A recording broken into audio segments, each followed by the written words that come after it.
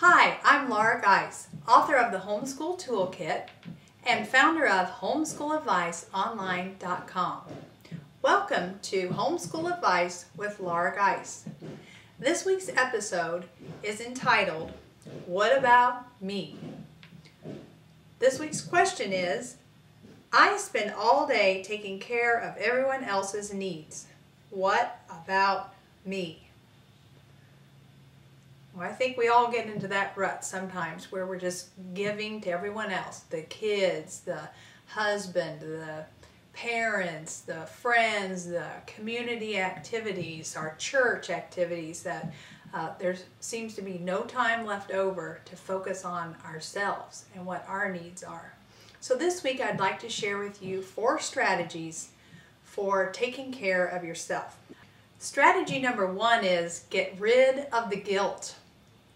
I can't tell you how many times I have volunteered to do something out of feelings of guilt. I know one year my pastor asked me if I would teach music for Vacation Bible School for a week in the summer. And that was a job I normally did and didn't have any problem with doing it. I really enjoyed it. But this particular summer I had just had my 4th baby. I was getting ready to begin my homeschooling journey, and I just had a lot of things on my plate and didn't really feel like I had time to do it that summer. But of course, I said yes because I didn't want to feel guilty. I didn't want to let my pastor down. And after all, if I didn't do it, who would do it? So of course I did it out of feelings of guilt. And since then, I've learned that sometimes I just have to say no to things. And it's been a big help. And what I've realized is that it makes me available to do the things God's calling me to do when I say no to the things He's really not calling me to do. Strategy number 2 is a difficult one for a lot of us moms. And it says, ask for and accept help. I remember one time I was going through a very difficult pregnancy. I was having a hard time moving around, and a friend came over and she would clean my bathrooms. She would do the laundry and dust the furniture. And I felt so bad that she was doing all of these things for me. I had a very difficult time accepting that help, and yet if she hadn't helped me, I don't know how it would have gotten done. And so how I like to look at those things now is I say thank you when someone wants to do something for me, and then I try to pay it forward at another time. A few years later, I had a friend who was in a similar situation, just had her new baby, and I went over to her house, cleaned all of her bathrooms, dusted her furniture, did a few loads of laundry, and that's how I paid it forward. So don't feel bad about needing to accept help from someone. Strategy number 3 to give yourself more time for yourself is to take out time temptations. There are a few things I've discovered that can eat up a lot of our time but aren't really very productive. And it might be difficult for some of you to hear some of these if you're guilty of them. I know I'm guilty of most of them at times. The first one is talking on the phone. And by this I don't mean, making a doctor's appointment, or if you have a friend who's going through a hard time, spending some time talking to her on the phone. I mean just getting on the phone to shoot the breeze, spending an hour here, an hour there on the phone.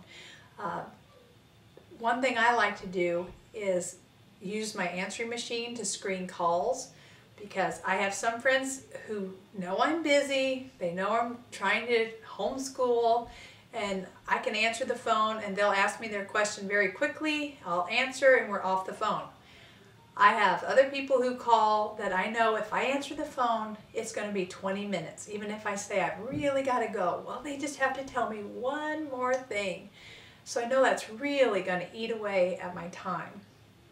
So I have to use that answering machine to screen those calls and find a better time and call that person back. I'm not asking anyone to be rude. I'm just saying you need to watch how much time you're spending on the phone. Another big time waster can be the television. I know in my kitchen I have a small television and I tape movies to watch while I'm doing dishes. I like to watch the classic movies, you know, from the 40s and the 50s. And I'll only watch while I'm doing dishes, cleaning up the kitchen, but sometimes the dishes are done, but I'm really, oh, what's going to happen next in the show? And so I wanted to stand there and watch the rest of it. And that's a temptation for me. So TV can be a huge time waster. The fourth time waster is unnecessary errands. And I did this a lot more when my kids were younger.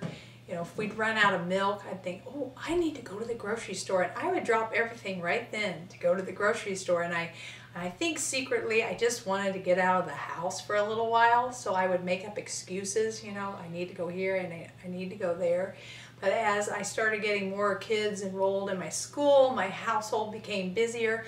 I really don't have time to go out every day. So what I do is I group my errands together, and maybe 1 or 2 days a week I run those errands. You know, when I'm taking my daughter to ballet, I can go to the grocery store while she's there and pick her up and bring her back home, and I just try to group things together so that those errands don't end up taking a huge hunk of my time every day. The fourth strategy for finding time for yourself I like to call fluff is our friend. And by fluff, I mean time to spend doing something you enjoy doing. And that's the goal in all of this, right? You want to spend time, you want to make time for yourself, and I call that time fluff. And how I make fluff time for myself is I schedule it. When my kids were younger, on Saturday nights, my husband would give the kids their baths, get them ready for bed, do the dishes. So I had that one evening, 2 hours, to do whatever I wanted to do. And let me tell you, I looked forward to those Saturday evenings. I called them my fluff night, and on that night I could take a long hot bath, I could do a manicure, I could clean out my closet, I could read something I've been wanting to read, or watch something on television I've been wanting to watch. And I tell you, as Thursday and Friday rolled around and I was tired, I looked forward to those Saturdays, and they refreshed me and energized me for the rest of the week. Another strategy I've used, I got from a lady who was at our church, and she had raised 5 children on her own, and she was watching me one day. I had several kids in diapers running around the church frantic, and I said, Edna, how did you do it? Do you have any advice for me? And the advice she gave me was have a rest time every day. So we now have a rest time every day, and this is kind of how it works.